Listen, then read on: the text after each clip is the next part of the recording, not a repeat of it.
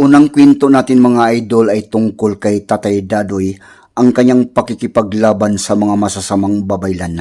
Dito natin makikita at matutunghayan ang iba pang mga kakayahan nitong si Tatay Dadoy at ang kanyang mga tangan na mga mutya. Simulan na po natin ang ating kwento.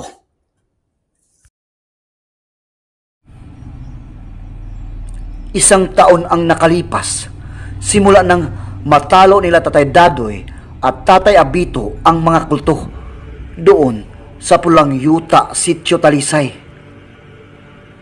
Simula nang makauwi sila sa kanilang lugar sa Barangay Libo, ay katakot-takot na pagdarasal ang mga ginagawa niya. Isang buwan siyang walang ginagawa kundi ang magdasal buong araw at gabi. Bukod pa doon ay puro tubig lamang ang laman ng kanyang tiyan. Hindi siya kumakain ng kanin habang ginagawa niya ang pagdarasal. Ginawa ito ni Tatay Dadoy para mawala ang sumpa ng dyablo at hindi mabawasan ng 5 taon ang buhay niya, katulad ng kanilang napag-uusapan.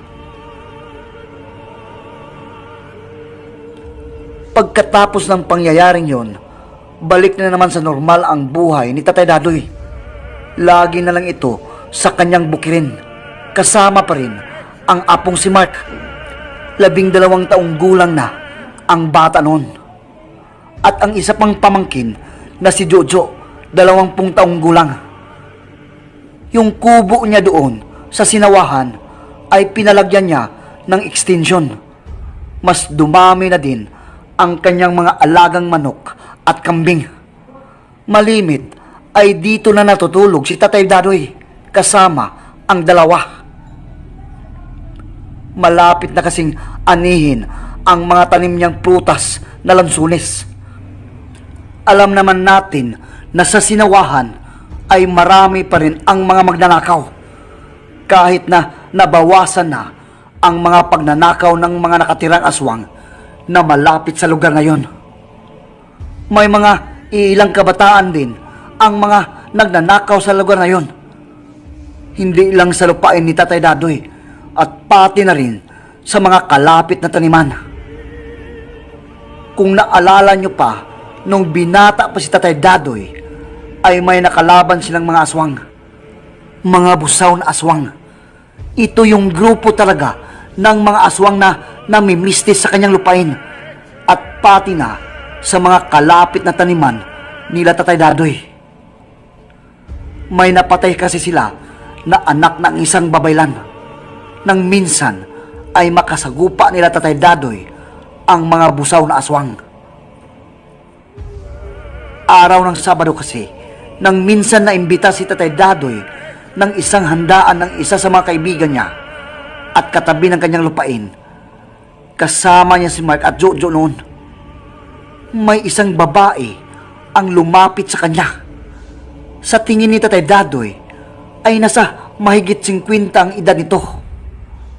Nagtanong ito sa kanya kung siya ba ang Dadoy na kinatatakutan ng mga kampon ng kadiliman. Sagot na lang ni Tatay Dadoy, "Ako nga si Dadoy, Ining. Ano po ba ang kailangan natin?" Sumagot ito na, "Matagal na kitang hinahanap. Napakatagal na." Saka tumitig ito sa kanya ng matalim. Naguluhan si Tatay Dadoy. Bakit ganun ang ikinikilos nito na hindi naman niya ito kilala? Pinabayaan na lang ito ni Tatay Dadoy at tumalikod na siya. Pero parang biglang bumibigat ang kanyang mga paa. Parang ang hirap ihakbang ng mga ito. Kaya naisip niya na hindi ordinaryo ang babaeng ito. May kakayahan ito sa mga orasyon. Kaya lumingon siya sa babae. Nakita niyang matalim pa rin ang tingin nito sa kanya. Sabi ni Tatay Dadoy, "Ineng, ano ba talaga ang kailangan mo? Hindi kita kilala. At kung gusto mo akong subukan, huwag dito. Maraming tao." at agad na nag-uusal si Tatay Dadoy ng orasyon na pangontra. At naramdaman din niya na nag-uusal din ng mga orasyon ang babae. Bumuka-buka kasi ang bibig nito. Kaya sabi niya sa isip niya, nakuha ang kulit naman ng isang to. Kaya ginamit na ni Tatay Dadoy ang mataas na uri ng dasal. Dasal na pantakas. At nang matapos niya ang ginawang dasal, agad na bumalik sa normal ang kanyang mga paa. At nakita din niya na agad na tumalikod ang babae at umalis papalayo. Napaisip si Tatay Dadoy, sino kaya ang babaeng yun? Ano ang kailangan nito sa kanya? At bakit niya ito ginagawa? Kung isa ito sa mga nakalaban niya dati, ay hindi niya talaga ito matandaan. Sa dami pa naman ng mga nakalaban niya at natalo na mga kampon ng kadiliman, tulad ng iba't ibang klaseng aswang, manlalason, mambabarang, kulto, o kahit sa kapwa niya albularyo. Nahihiwagaan si Tatay Dadoy sa babaeng yon. At sa tingin niya nito, isa itong babaylan. Dahil sa pamamaraan nito sa paggamit ng mga orasyon. Sa ginawa ng babae sa kanya kanina, kahit sa lakas ng kanyang puder at karga, nagawa pa siya nitong igapos at batid ni Tatay Dadoy na mataas ang kaalaman nito pagdating sa mga orasyon. Naglalakad na si Tatay Dadoy pabalik sa loob ng bahay ng kanyang kaibigan. Uuwi na sila nila Mark at Jojo. At pagkatapos na magpapasalamat at magpaalam sa kanyang kaibigan, agad na umuwi ang tatlo. Pero habang umuwi sila, ang babaeng yun pa rin ang laman ng isip ni Tatay Dadoy. Mag-isang taon na din kasi na wala na siyang nakalaban o nakasagupa ng mga kampo ng dilim. Baka isa na ang babaeng yun sa mga susubok na naman uli sa kakayahan niya. Pagkarating nila sa bahay, agad na gumawa siya ng mga panguntra sa paligid at nagpausok din siya ng mga insinso panlaban sa mga engkanto. Alam niya kasi na ang mga babaylan ay magaling din ito sa paggamit ng mga espiritong engkanto. Matagal na din na hindi niya ito ginagawa. At ito na naman ang pakiramdam ni Tatay Dadoy na parang nasasabik. Nasasabik na magamit na naman uli ang mga kaalaman niya at masubukan ang kanyang kakayahan. Nang matapos ni Tatay Dadoy ang lahat ng ginagawa, umakyat na ito ng bahay. Sabi niya kay Mark at Jojo, "Jojo, pagdating ng alas 6 ng hapon, wag na kayong lumabas pa na hindi ko alam.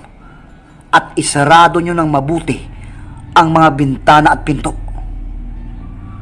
Tumango lang ang dalawa.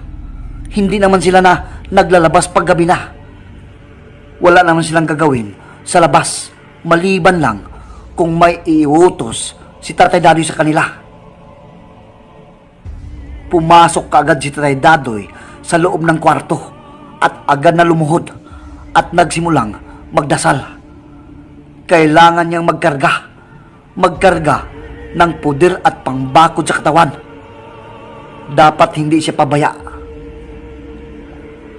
Nang matapos ni Tatay Dadoy ang ginawang dasal sa loob ng kwarto, ay agad siyang lumabas.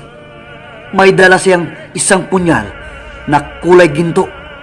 Ibabaon niya ito sa ilalim ng bahay nila para wala nang makakapasok pa na anumang elemento o anumang kampon ng kadiliman sa loob ng kanilang bahay. Pero napalingon siya sa kwarto nila Mark at Jojo kasi nakabukas ito at ang pintuan nila ay bukas din. Nagtaka at nagsimulang kabahan na si Tatay Dadoy. Sabi niya, Yawa, bakit natulog ang mga ito na hindi man lang isinirado ang pinto?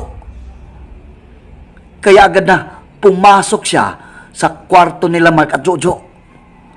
At laking gulat niya na si Jojo lang ang natutulog at wala si Mark. Kaya agad na tumakbo si Tatay Dadoy sa labas para tingnan. Baka kasi umihi lang ang bata.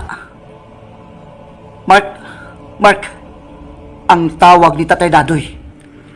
Pero walang sumagot at wala si Mark.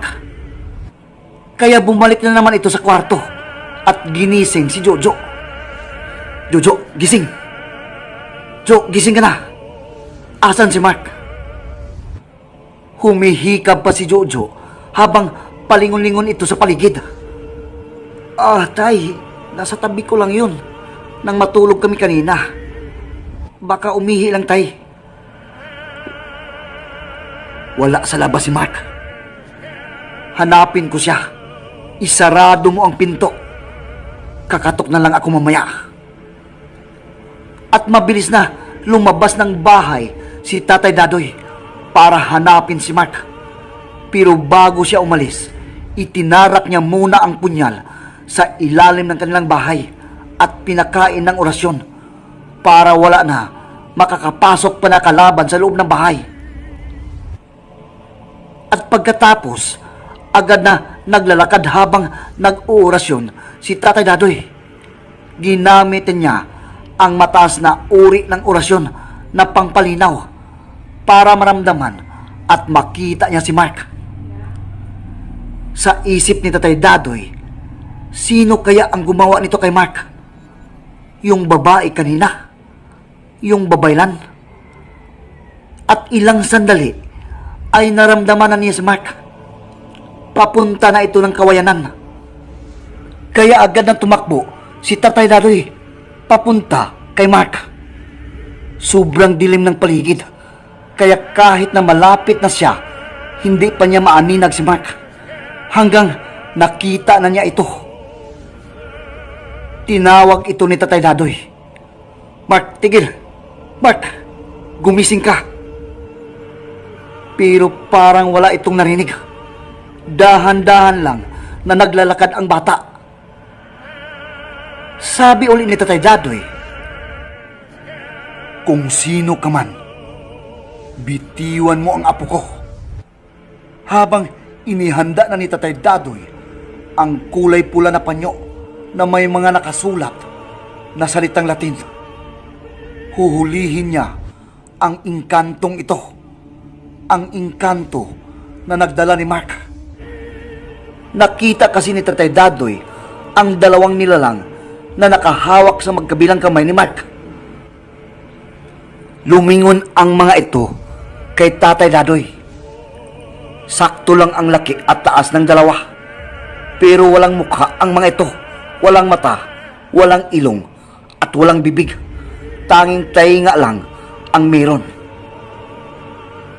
Pagkatapos lumingon ng dalawa, ay agad naman itong naglakad habang hinihila si Mark na parang walang anumang nangyayari.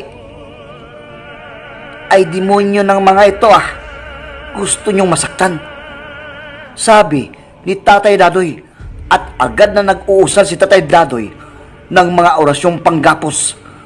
Saka nilagyan ng dasal ang dalang panyo. Inabutan ni Tatay Dadoy ang dalawa, pero bago niya maabot ang dalawang engkanto, may biglang nakahawak na sa kanyang kanan paa. Muntik nang matumba si Tatay Dadoy. Buti, agad na naitukod niya ang isang kamay. Saka mabilis na umikot at hinawakan ang kamay ng engkanto na nakahawak sa kanyang paa. At gumulong si Tatay Dadoy, saka mabilis na hinataw yung engkanto habang sinasabayan ng pag-uurasyon. Agad itong nagiging bulaklak na kulay asol. Nahuli din niya ang isa. Nang tumingin si Tatay Dadoy kay Mark, ay medyo papalayo na ito. Kaya mabilis na tumakbo uli si Tatay Dadoy para habulin si Mark. Nang maabutan niya ito, agad na pinaghampas ang dalawang engkanto sa dala niyang panyo. Pero ang bibilis din ng mga ito, agad itong nawala sa tabi ni Mark at naramdaman na lang niya na may yumakap sa kanya galing sa kanyang likod at hinahawakan ang kanyang kamay na may dalang panyo. Saka mabilis na lumapit pang isa na parang sasakali na siya sa liig. Yawa, mga makukulit talaga kayo. Sige, pagbigyan ko nga ang gusto nyo, sabi ni Tatay Dadoy. At sinambit kaagad ni Tatay Dadoy ang 4 na dasal ng langit at ibinato ito sa 2 engkanto. Sandaling napatigil ang dalawa. Sinamantala na yun ni Tatay Dadoy. Hinahawakan niya ang ulo nung nasa harap niya, saka inihipan habang nag-uusal ng orasyon. Agad itong natumba hanggang nagiging bulaklak na kulay asul. Nang makakilos na yung nasa kanyang likod, akmang tatakas pa sana ito, agad itong nawala sa kinatatayuan nito. Pero mas mabilis at maagap si Tatay Dadoy. Agad niyang nahuli ang engkanto. Nahawakan niya ito sa paa at agad na hinila saka hinampas sa dala niyang panyo. At katulad ng dalawa, agad itong natumba at nagiging anyo ng bulaklak. Agad niyang isinilid ang mga bulaklak sa maliit na bag na palaging daladala ni Tatay Dadoy. At pagkatapos, agad na tumakbo para hawakan si Mark. Sabi ni Tatay Dadoy, Mark, gising. Pero ayaw talaga nitong gumising. Nakapikit lang na parang walang reaksyon. Hinawakan agad ni Tatay Dadoy ang noo nito, saka nag-uusal ng orasyon.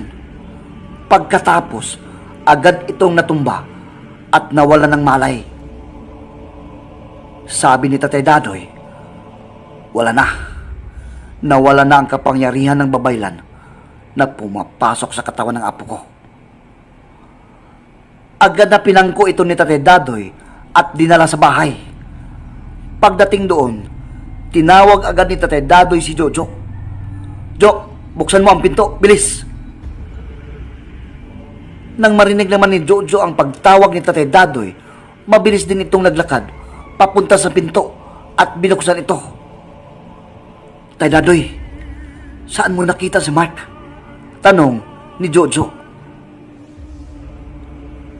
Mabilis na pumasok si Tatay Dadoy at inihiga si Mark sa kama nila Jojo. Ang sabi ni Tatay Dadoy, isarado mong mabuti ang pinto, Jojo. Nakita ko si Mark na naglalakad habang nakatulog at may gumagalaw sa kanya. Mga engkanto, Jo. Kaya simula bukas, pagsapit ng 6:00 ng gabi, magpapausok agad kayo ng insinso para maitaboy ang mga engkantong umaligid dito sa bahay natin. Sige, matulog na muna kayo. Isarado nyo ang pinto dito sa kwarto. Pagkalabas ni Tatay Dadoy, ay dahan-dahan na sumilip siya doon sa bintana.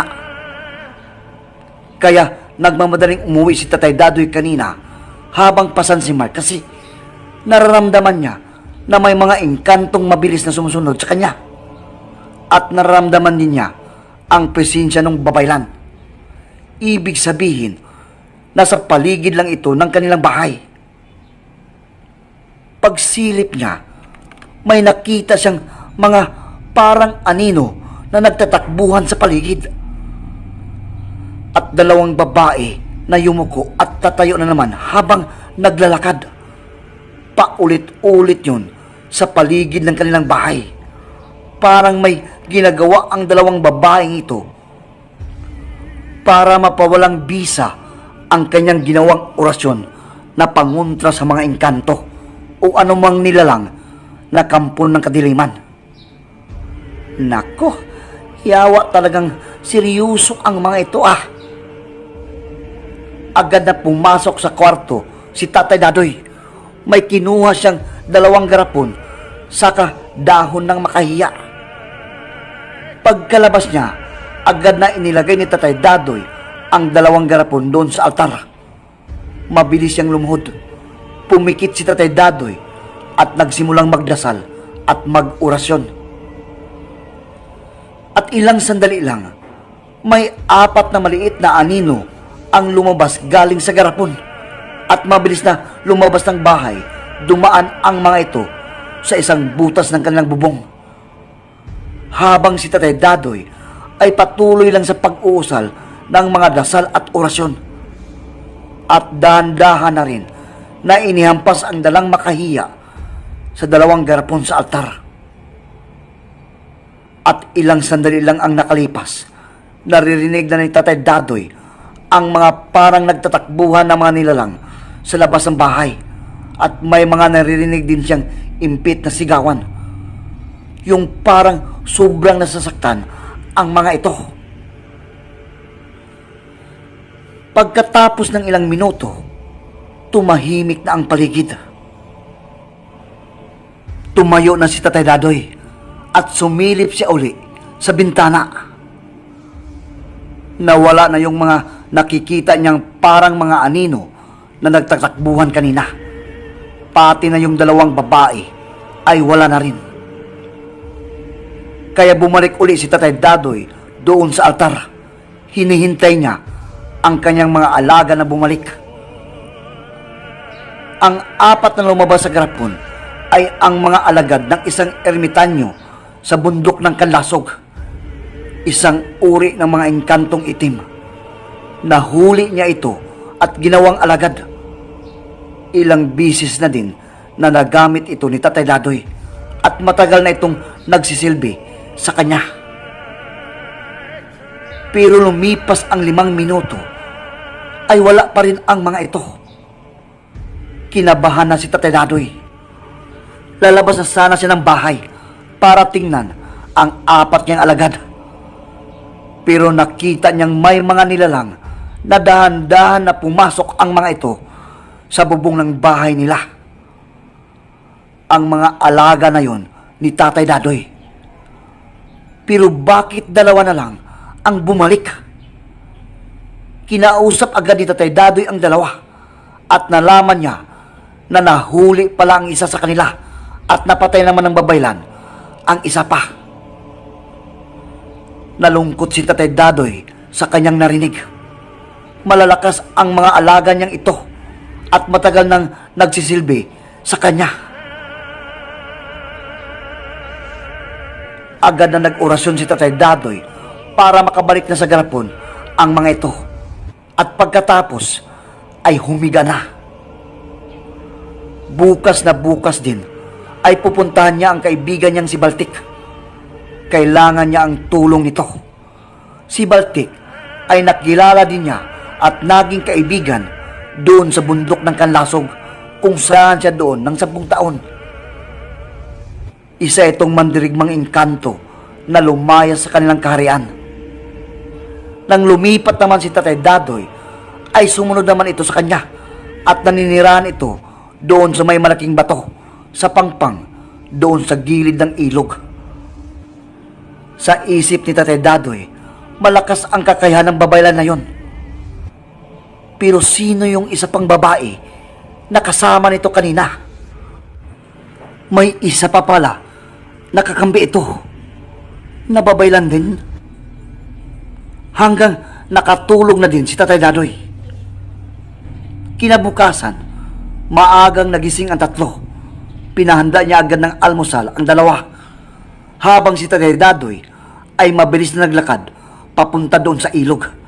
Kakausapin niya at hihingi siya ng tulong kay Baltik, ang kaibigan niyang engkanto. Pagdating niya sa ilog, lumapit kagad si Tatay Dadoy doon sa pangpang, doon sa malaking bato at sa gilid ng ilog. Agad na tinawag ang kaibigan niyang si Baltik. Kaibigan Baltik, may kailangan ako sa'yo. Kailangan ko ang tulong mo. Ang sabi ni Tatay Dadoy. Walang sagot sa kanyang kaibigan. Kaya ilang sandali, tinawag uli ni Tatay Dadoy ang kaibigan niya.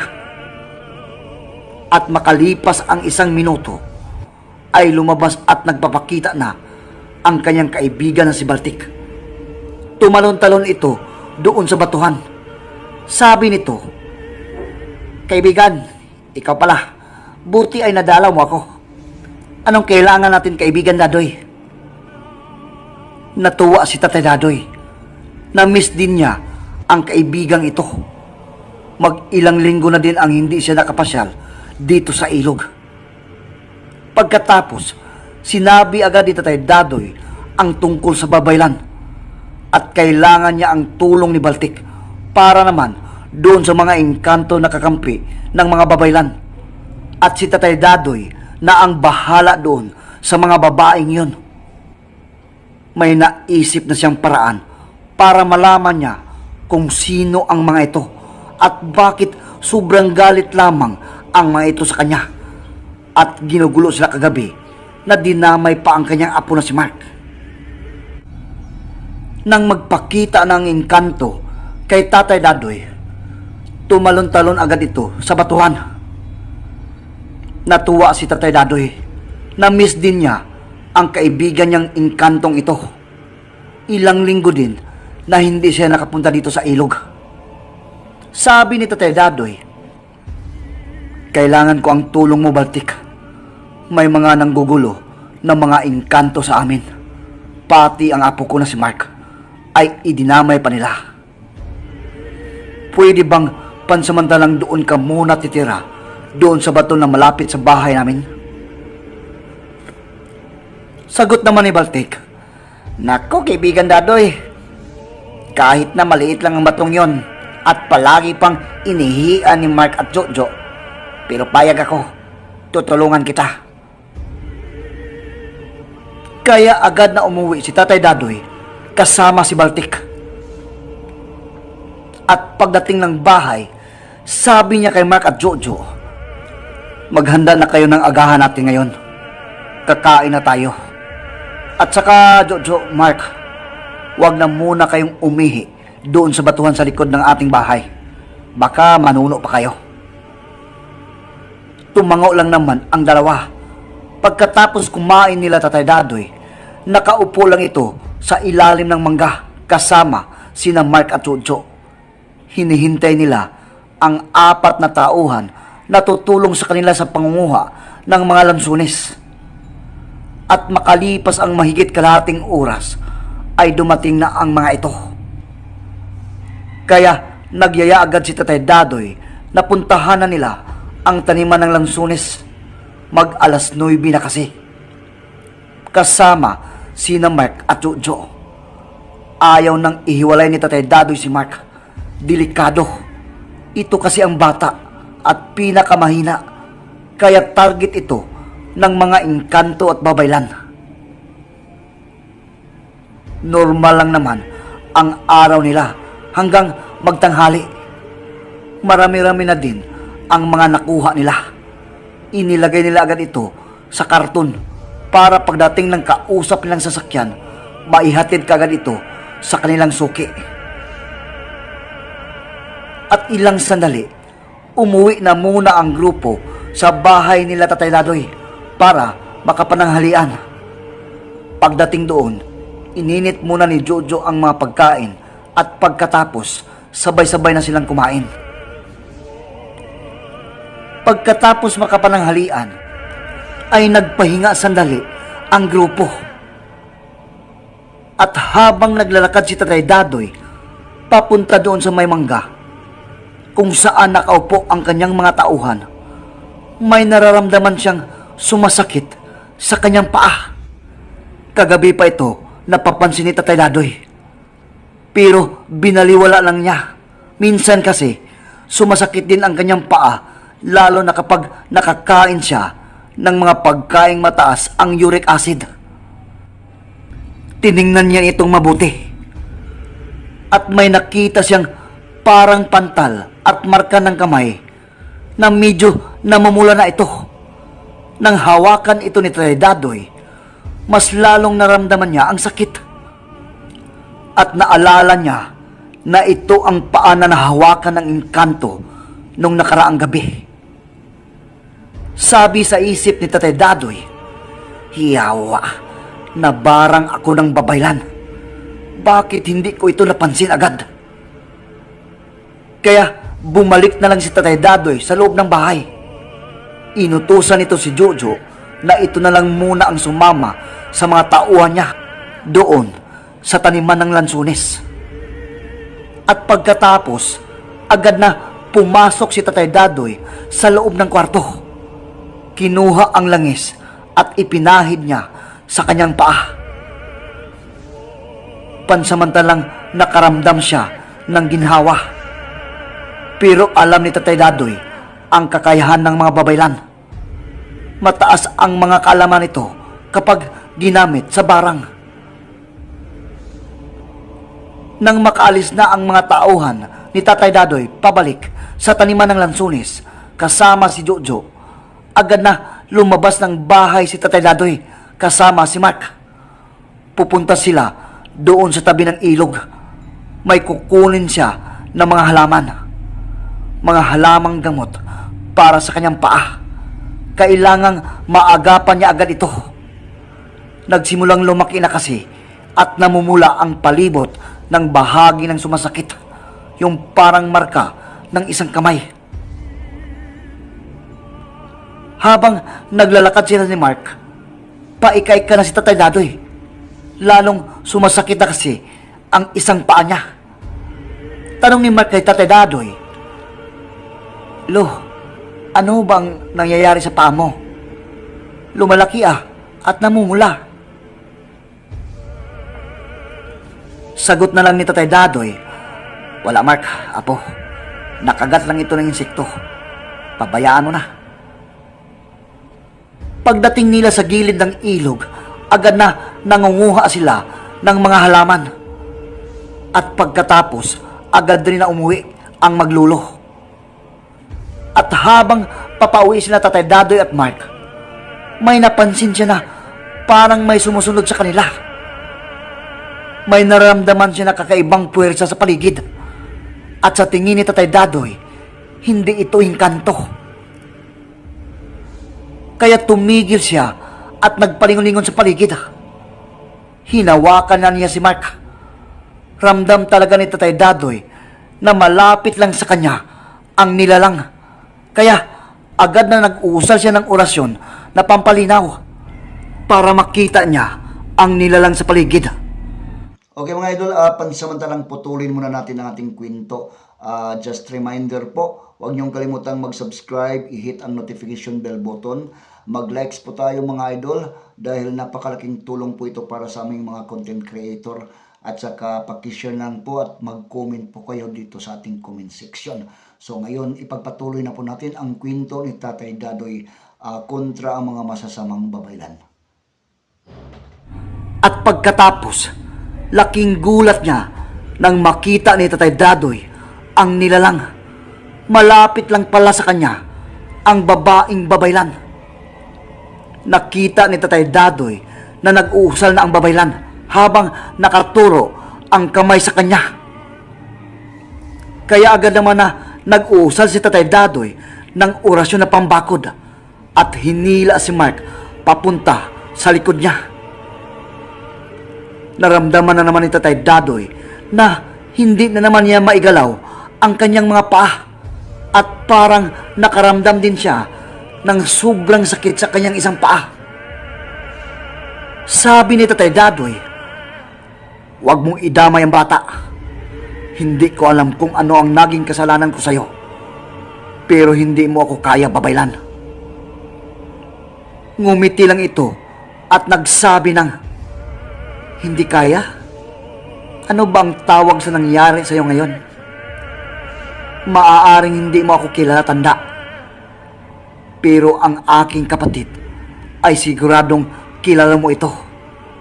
Kapatid ko ang napatay nyo na isang babaylan 30 taon na ang nakalipas. Ngayon ang oras sa paniningil." Sabi ng babaylan. Napaisip si Tatay Dadoy. Saan ba doon ang babaylan na sinasabi ng babaeng ito. Ang dami na niyang nakalaban na mga babaylan at lahat na ito ay masasama. Sagot ni Tatay Dadoy, lahat na nakalaban ko ay masama at wala akong pinagsisisihan sa lahat na nagawa ko para pigilan ang kasamaan. At akala mo ba, babaylan, na natalo mo na ako? Nagsisimula pa ang ating labanan. Ang sabi ni Tatay Dadoy habang dahan-dahan na kinuha ang panyo na kulay pula na may mga nakasulat na salitang Latin. Susubukan niyang isarado ang kaalaman nito sa orasyon. Tay Doy, sino yan? Ang sabi ni Mark habang nakayakap ito sa kanya. Sagot ni Tatay Dadoy, Mark, huwag kang tumingin sa kanya. Pumikit ka. Hindi pa rin maigalaw ni Tatay Dadoy ang kanyang mga paa. Hindi niya kasi magagamit ang orasyon ng pantakas kasi nakayakap si Mark sa kanya. Baka malipat sa bata ang orasyon ng babaylan. At nakita na din ni Tatay Dadoy ang dalawang engkanto na walang mukha na mabilis na lumabas galing sa likod ng babae at mabilis na papunta sa kanila. Kaya dinagdagan ni Tatay Dadoy ang orasyon na pangbakod para hindi makakalapit sa kanila ang dalawang ito. Huminto yung dalawang engkanto. Habang papalapit naman yung babaylan sa kanila habang bumuka-buka ang bibig nito. Sabi ng babaylan,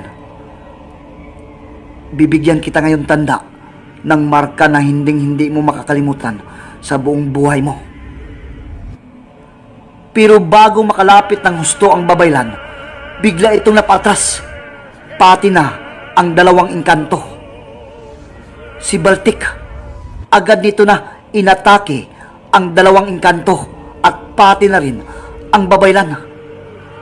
Sabi ni Tatay Dadoy, Baltik, ikaw pala, mag-ingat ka sa babaylan. At sabi nito ni Mark, Mark, tumakbo ka na.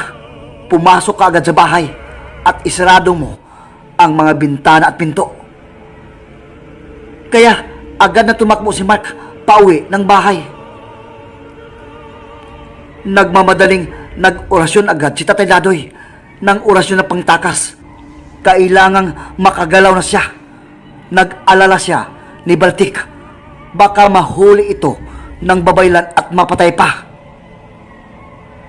Nang matapos ni Tatay Dadoy ang orasyon, agad na nakagalaw na siya. Agad siyang tumakbo papunta doon sa babaylan habang nag-uusal ng mga orasyon. Inihanda na din niya ang panyo na kulay pula na may mga nakasulat na salitang Latin. Ito ang gagamitin niya para maisarado ang kaalaman ng babaylan sa mga orasyon. Naglaho na ang mga engkanto na kakampi ng babaylan.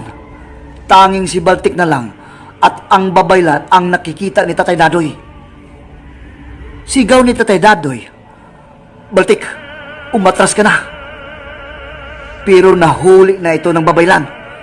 Mayroon itong ginamit na parang maitim na tila at agad na itinapal sa katawan ni Baltik. Kaya ang ginawa ni Tatay Dadoy, agad na nag-orasyon ito ng pangharang para maprotektahan si Baltik. At pagkatapos, agad na inabot niya ang babaylan. Nahawakan niya sa kamay ito. Pero orasyon na panlinlang lang pala. Sanga ng kahoy lang pala ang nahawakan ni Tatay Dadoy. Nakita niyang mabilis na papalayo na ang babaylan.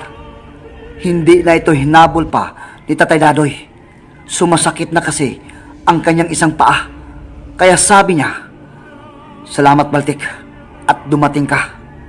Sa susunod, wag na wag mong kakalabanin ang babaylan. Malakas siya.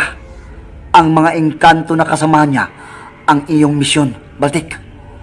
Tara na, uuwi na tayo. At agad na naglakad si Tatay Dadoy pauwi sa bahay nila. At si Baltik naman ay doon sa batuhan. Pagdating sa bahay, agad na kumatok si Tatay Dadoy at pinagbuksan naman ito ni Mark. Tanong ni Mark, "Tay Doy, saan na po yung babae?" Sagot naman ni Tatay Dadoy, "Wala na po, umalis na. Maghanda ka na lang ng para hapunan natin, Mark. May gagawin lang ako." Agad naman na tumalima si Mark habang si Tatay Dadoy agad na inihanda ang mga dahon na nakuha. Dinidikdik niya ang isa-isa sa mga ito, saka nilagyan ng langis. At pagkatapos, inilagay niya sa kanyang paa na may marka sa kamay. At ilang sandali, parang sumuot ang lamig sa kanyang buong paa hanggang naramdaman ni Tatay Dadoy ang sakit na parang tumatakbo doon. Hanggang lalong namumula ang mga paa niya. Unti-unting nagnaknak ito at may isang maliit na buta sa gitna ng mga namumula niyang paa. At ilang sandali, nakita niya na may lumabas na nana na kulay pula at dilaw. Napakabaho ng amoy nito. Patuloy lang ito sa paglabas hanggang sa umimpis na ang kanyang paa. Nakaramdam ng ginhawa si Tatay Dadoy. Agad na hinugasan niya ito ng maligamgam na tubig at pinahiran uli ng langis. At pagkatapos, agad na nagdarasal sa kwarto si Tatay Dadoy. At makalipas ang 2 oras, nagpahinga muna si Tatay Dadoy. Humiga siya sa kama. Mag-alas 5 na. Uuwi na sila Jojo at ang mga tauhan nila. Nag-iisip na rin si Tatay Dadoy ng mga paraan kung paano matalo niya agad ang babaylan. Namarkahan na niya ito kanina nang magkaharap sila doon sa malapit sa ilog. Nalalaman na din niya kung saan ito nakatira. Bumangon na lang si Tatay Dadoy nang dumating na ang mga tauhan nito kasama si Jojo. Kinausap muna niya ang mga ito na sa susunod na linggo na lang nila tatapusin ang pangunguha ng mga lansunes. Dahil ayaw ni Tatay Dadoy na madamay ang mga tauhan niya sa labanan nila ng babaylan. Pinakain muna nila ang 4 na tauhan, saka pinauwi. Mag-alas 6 na. Alam ni Tatay Dadoy na babalik pa rin ngayong gabi ang mga kalaban nila. Sabi ni Tatay Dadoy nila Mark at Jojo, "Mark, Jojo, aalis ako ngayong gabi. At kahit na ano ang maririnig nyo at mararamdaman, wag na wag kayong lumabas ng kwarto. Maliwanag. Baka umaga na ako makakauwi. Jojo, ikaw na ang bahala kay Mark." Saka may kinuha si Tatay Dadoy na 2 kwintas at pinasusuot ito kay Mark at Jojo. Sabi ulit niya sa dalawa, "Pagpatak ng alas 9 ng gabi, wag na kayong lumabas ng kwarto." Dala-dala na lahat na gamit ni Tatay Dadoy sa kanyang bag. Ngayong gabi, tatapusin na niya ang labanan nila ng babaylan. Buo na ang plano ni Tatay Dadoy. Alam niyang pupunta dito ang babaylan kasama ang mga engkanto na kakampi nito. Pagkakataon na niya na maisara ang mga kaalaman nito sa orasyon. Dahil namarkahan na niya ito kanina, alam na ni Tatay Dadoy kung saan ito nakatira. Nakatira ito sa isang kaibigan na babaylan din na si Manang Esther. Hindi naman kalayuan sa bahay nila Tatay Dadoy ang bahay nito. Nasa unahan lang ito ng kanyang lupain. Pero ang kanyang ipinagtataka kung bakit tinulungan ni Manang Esther ang babaylan. Magkakilala naman sila ni Tatay Dadoy at magkakaibigan. Ang gagawin ngayon ni Tatay Dadoy, pakiusapan niya ang kaibigan na engkanto na nakatira sa malaking kahoy ng dakit para mag-anyong siya. Para hindi makahalata ang babaylan na wala si Tatay Dadoy sa bahay. At si Baltik na ang bahala kapag may mga engkanto ang agresibong lalapit sa bahay nila. Ang kapangyarihan ng mga babaylan ay kalimitan na kukuha nila sa kanilang mga ninuno. At ang mga orasyon nila ay nanggagaling sa mga diwata at nakatago ito sa isang maliit na bangang kristal. At alam ni Tatay Dadoy na dala ito ng babaylan doon sa bahay nila Manang Ester. Ang gagawin na lang ni Tatay Dadoy, lagyan ito ng putol-putol na mga piraso ng mga ugat ng halamang makahiya para hindi na ito magagamit pa ng babaylan. Magagamit pa niya ang mga ibang kaalaman sa panggagamot, pero sa barang, engkanto at sa mga espiritu ay hindi na, dahil nangangailangan ang mga ito ng matinding orasyon. Kailangan na lang niya na makapasok sa bahay nila Manang Ester na hindi mahalata ng mga ito. Kailangang kausapin din niya ang matanda kung bakit tinutulungan ito ang babaylan na patayin siya at guluhin ang kanyang pamilya. At sigurado din siya na si Manang Ester ang kasama ng babaylan nung nakaraang gabi nang may nakita siyang dalawang babae na umaligid sa bahay nila. Nang matapos na kausapin ni Tatay Dadoy ang kaibigan niyang engkanto para magpanggap na siya doon sa bahay nila, agad naman na kinausap niya si Baltik. At pagkatapos, naghintay na lang si Tatay Dadoy na maramdaman ang presensya ng babaylan at ng mga kasamang engkanto, saka na lang aalis.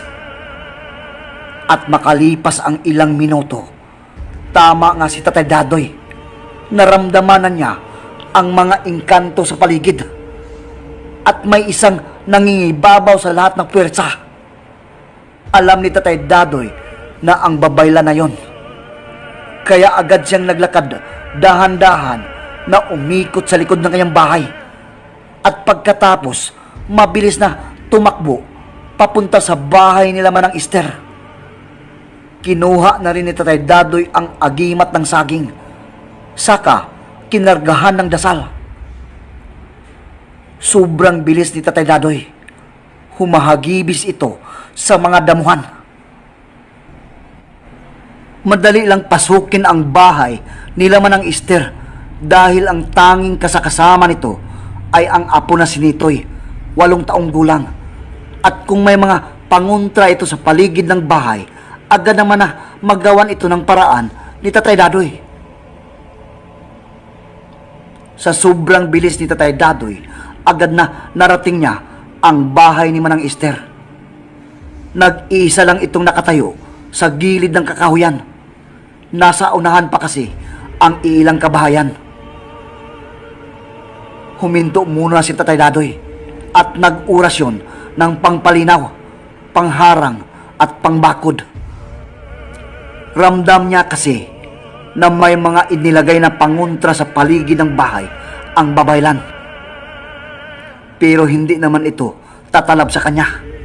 Nag-iingat lang si Tatay Dadoy. Dahan-dahan na naglakad si Tatay Dadoy papunta doon sa bahay. Nakikiramdam pa rin siya kasi alam niya na ang mga babaylan ay mahilig talaga na gumamit ng mga espiritu at engkanto. At hindi nga siya nagkamali. Agad niyang nakita ang 4 na engkanto sa ilalim ng bahay ni Manang Ester. Ito siguro ang mga nagsisilbing bantay doon sa babaylan. Kailangang mabilisan ang gagawin ni Tatay Dadoy bago makahalata ang babaylan at baka agad na bumalik pa ito dito sa bahay ni Manang Ester. Mabilis na tumakbo si Tatay Dadoy papunta doon sa mga engkanto. Inilabas na din niya ang panyo na kulay pula na may mga nakasulat na salitang Latin at agad na pinaghahataw ang mga ito. Bagsak kaagad ang dalawa at agad na nagiging bulaklak na kulay asul ang mga engkanto. Hanggang sa mahuli na rin ni Tatay Dadoy ang dalawa pa. At pagkatapos naglakadan si Tatay Dadoy papunta doon sa likod ng bahay nila Manang Ester. Doon siya dadaan sa pintuan sa likod ng bahay. Ang mga kubo at bahay kasi noon ay kalimitang gawa lang sa kawayan at iilang kahoy, kaya agad na nabuksan ito ni Tatay Dadoy. Pero bago siya pumasok, nagdasal muna siya ng mga orasyong pangtago para hindi siya maramdaman ni Manang Ester. Sumilip siya sa mga kwarto. Nakita niyang mahimbing na natutulog si Manang Ester katabi ang apo nito. Kaya agad na pumasok si Tatay Dadoy sa kabilang kwarto.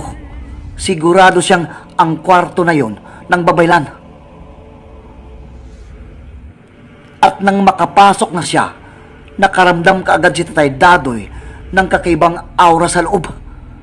Mainit at maalinsangan kahit sa lakas ng hangin sa paligid.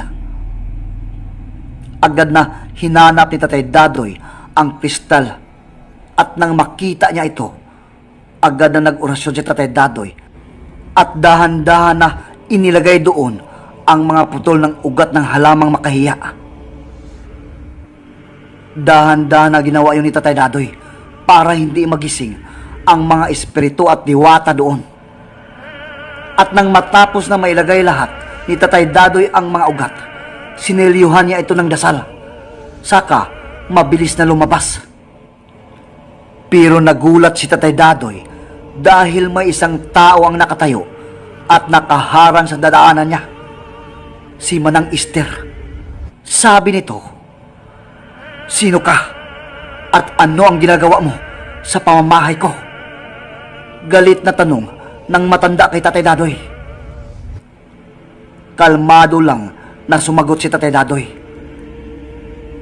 "Ester, ako ang dapat na magtanong sa iyo at ayusin mo ang iyong mga sagot. Dahil isang maling sagot mo lang, malilintikan ka sa akin." Ang sabi ni Tatay Dadoy.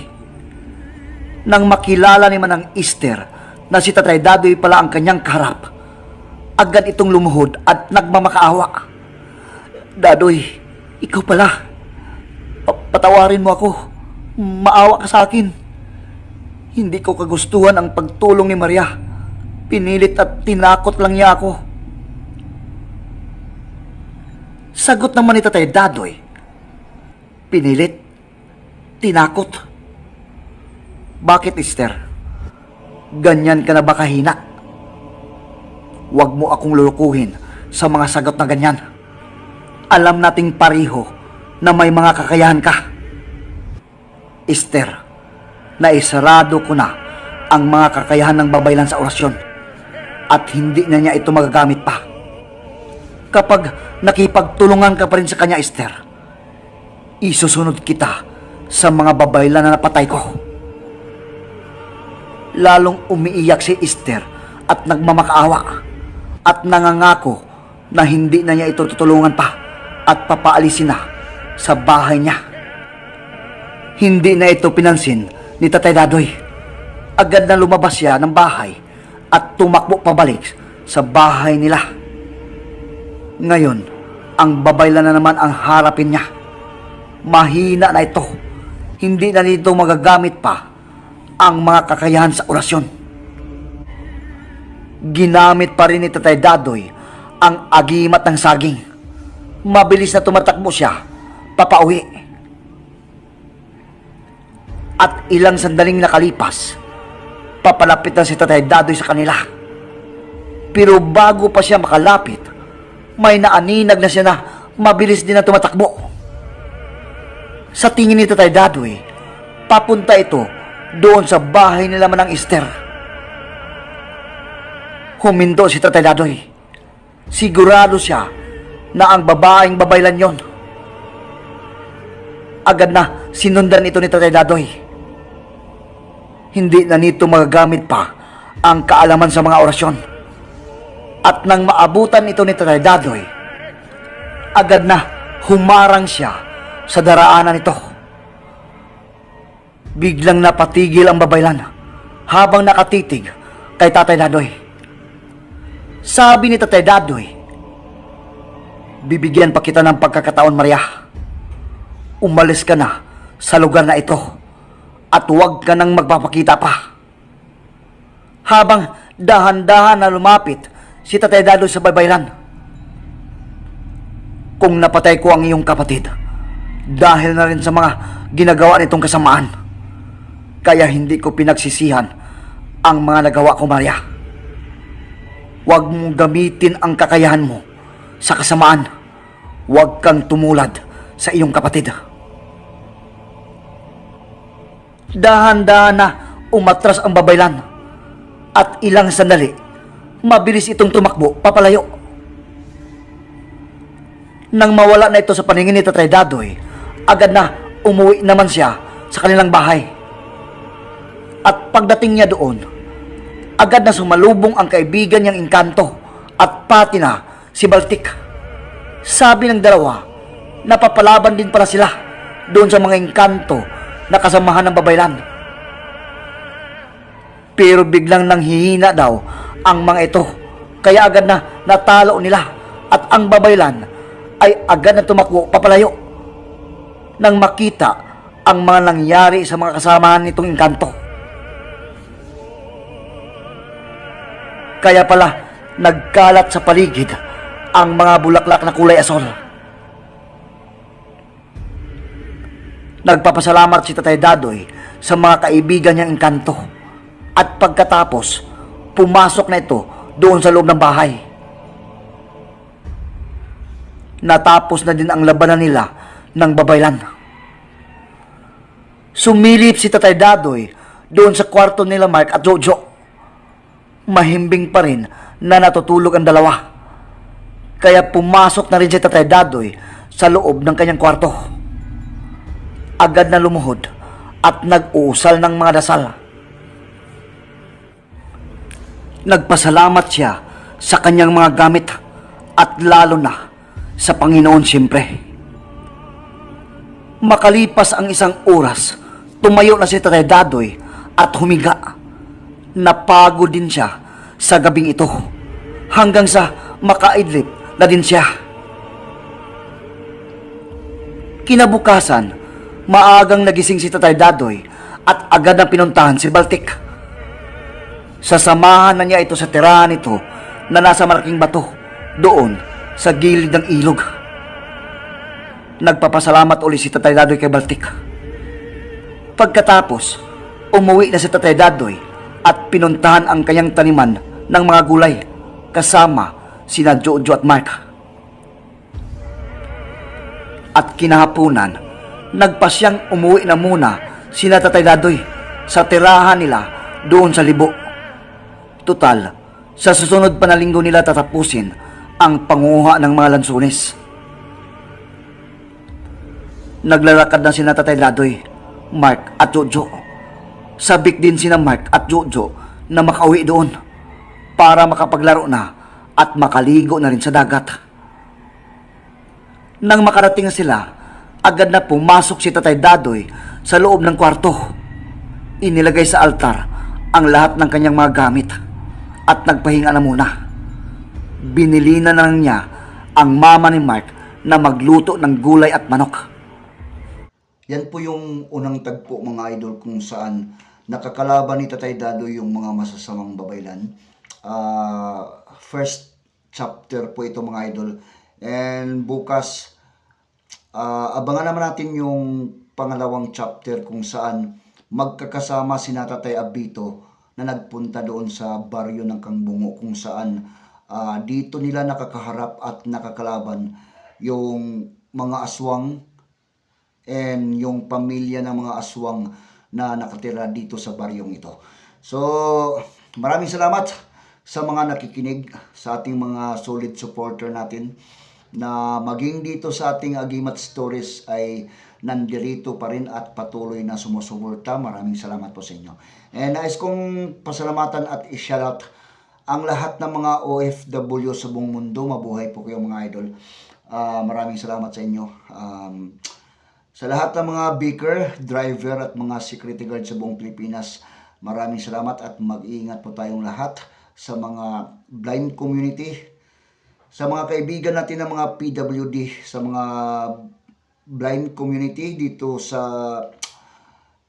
mga kamag-anak ko, sa mga kaibigan natin dyan sa Cebu, Bohol, dito si Quijor at sa Negros Oriental at Occidental. Shout out sa inyo. Lalo na yung mga massage, yung nagmamasahe sa nandoon sa pier ng daungan ng barko. Kasi marami pong mga nandyan na mga blind community na yung trabaho nila ay nagmamasahe po. So maraming salamat sa inyo at hanggang sa muli, hanggang bukas mga idol, yung kasunod at karugtong ng kwentong ito. So peace out po. Ingat po tayong lahat.